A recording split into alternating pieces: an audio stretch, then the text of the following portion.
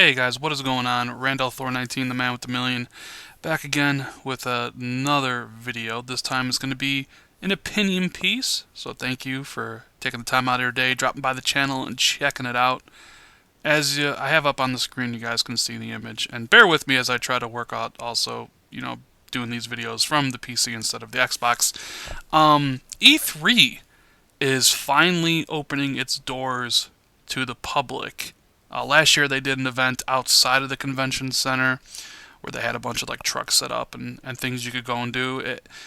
We stopped by there last year. It wasn't much to do there, but it was interesting. And now this year they've gone full in, right? So now they're releasing 15,000 tickets on Monday, February 13th. So this Monday coming up, and they'll be on sale for $250 or $150 as part of an early bird discount available only on February 13th. And I think if you go on their website, it's actually $150 for the first 1,000 tickets. So basically, most people are going to get it for $250.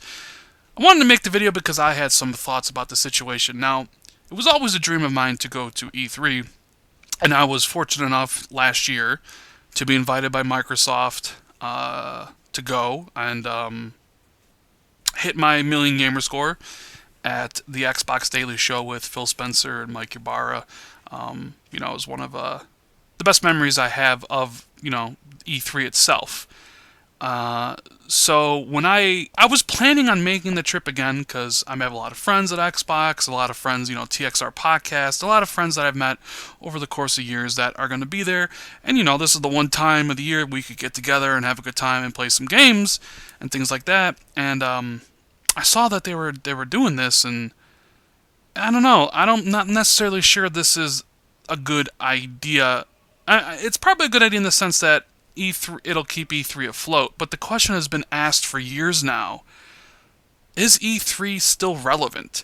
Because you have all the PAXs. You got PAX East, you got PAX West, you got PAX South, you have Gamescom. PlayStation has a PSX at the end of the year.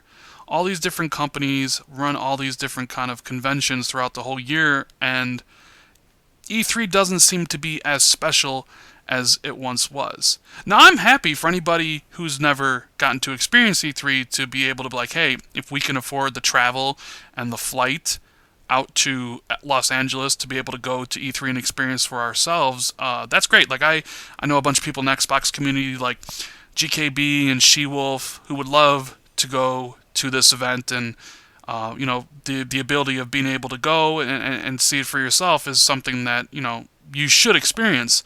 The thing is, the actual show floor for me last year, going as just I'm not press, so I don't get the backdoor deals that a lot of the backdoor showings that like friends of mine get, right?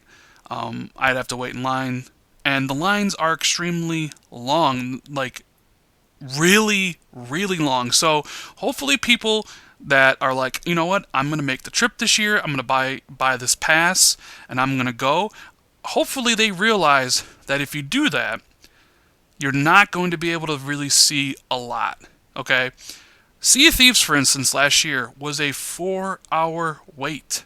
A 4-hour wait to play a 15-minute demo for that game. Recore was around a 2-hour wait. I'm not really sure about Sony's side. You had to make appointments to see their games with an app, so I'm not really sure about Sony's. But for Microsoft stuff, on the Microsoft side, the lines were long. And like I said, the show floor was the least cool thing there. What I really enjoyed about E3 was the Xbox press conference. I was there. That was amazing. Meeting all my friends and just having fun out at night. Partying was a great time. Going out to dinner with Mike Ybarra and Tim Dog and all my buddies was fantastic. Like, that's what I remember.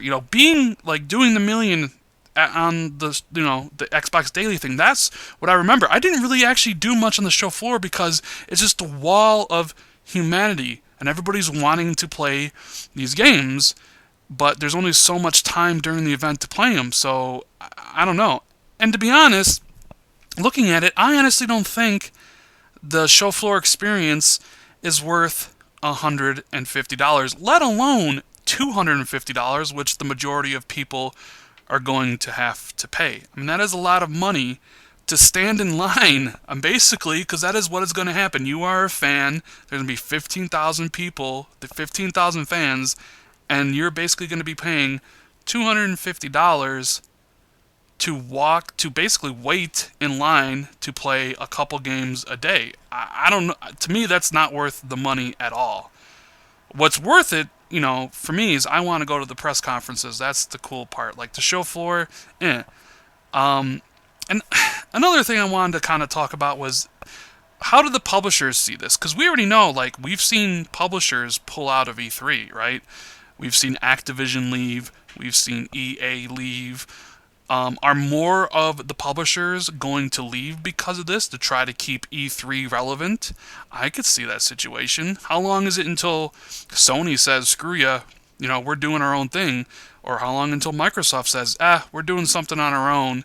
I mean, Nintendo basically doesn't even really have a presence at E3 anymore. They do their Nintendo Direct. They try to, do their stuff directly to fans. And for people who actually work in the industry, like the Giant Bombs of the world or the IGNs of the world, this probably makes, I'm sure they're hating it. In fact, I know I've seen some of Jeff Gerstmann's tweets and things like that. I'm sure they're actually really, really hating this idea, because if it's literally just they're adding 15,000 tickets on top of like everything that was last year, it is going to be a train wreck for a lot of people. A lot of people are going to be disappointed. I'm not sure how many people were there last year. I think it was like 50,000.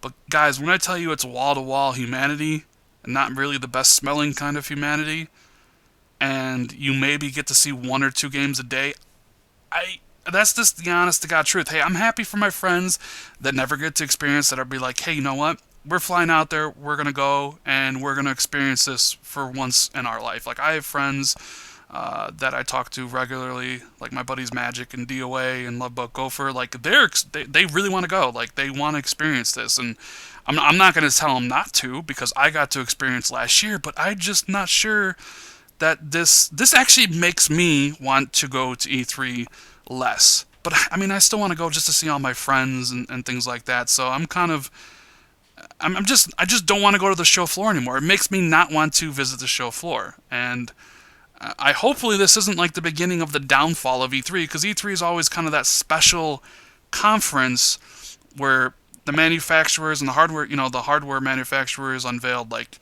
their new games, new hardware, and things like that, and it would be a shame to lose what E3 once was. I particularly don't want to see E3 become basically what? PAX or Gamescom. Not a lot of people like those, but a lot of people like Gamescom just because that's depressing. But anyways, that's my opinion on this subject. If you liked the video, hit that like button. Consider subscribing for more content, and I'll see everybody tomorrow. Later.